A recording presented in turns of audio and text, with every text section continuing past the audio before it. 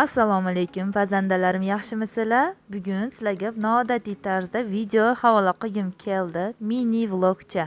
Ishxonamdan, ya'ni kulinariya studiyamdan ozgina lavhalar. Bir kunimdan lavhalar ko'rsataman. Ertalabdan ishxonaga kelaman. Shunaqa vitrinani chiroyli qilib olib chiqib qo'yamiz mahsulotlarimizni tashqariga. Shunamgina studiyam. Bu yerda yangi olgan texnikalarim, morozilkamiz to'la polfabrikatlar. Bu yerda bizning seximiz, mini sex. Yordamchi qizlarim bilan birgalikda shu yerda barcha shirinlik, barcha yeguliklarimizni sotuvga chiqaramiz. Xamirlar, yana biskvitlar, biskvitlarni ham shunaqa o'rab qo'ygandik kecha. Juda ham baland, pishni chiqadigan biskvitlar qilamiz. Bu yerda chuchvaraga xamirlar tayyorlanyapti. Chiroyli qilib kesib beraman o'zim va qizlarjonlar chiroyli qilib bitta qo'llaridan o'tkazib chuchvaralarni damashni qilib tugib chiqishadi. Go'shtli chuchvaralarimiz va ko'k chuchvaralarimiz sotuvda bor qizlar. Patnislarga terib, shunaqa morozilkada muzlatib olganimizdan keyin upakovkalarga solib qo'yamiz.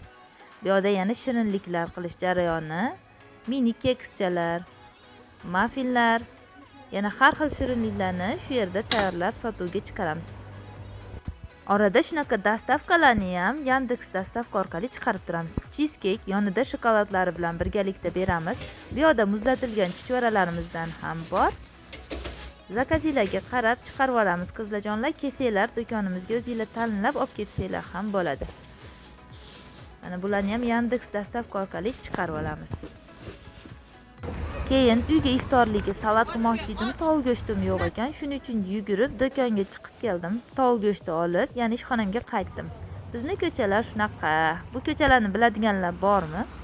Va shinamgina studiyamga yana qaytib keldim. Iftorlikka bolajonlarim sevib yeydigan ko'k piyozli quymoqdan ham qilib oldim. Iftorlikka uyga shu yerda tayyorlab narsalar olib ketish menga qulay, chunki uyga borib ertaroq pishirishga vaqtim yo'q. Quymoq va yoniga tovuqli salat tayyorladim. Mayonez uyda edi, shuning uchun mayonez qo'shmadim.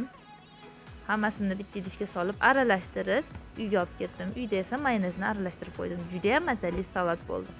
Quymoqqa esa gap yo'q. Quymoq retsepti bor qizlarjonlar, kanalimdan topasizlar. Endi bularni olib tezlik bilan uyga borib, ovqat qilib iftorlikka tayyorgarlik qilamiz. Ravshanoy bilan yo'lda mazza qilib suhbatlashib ketdik. Qizlar, shunaqa videolar yoqqan bo'lsa, albatta fikringizni yozib qoldiringlar.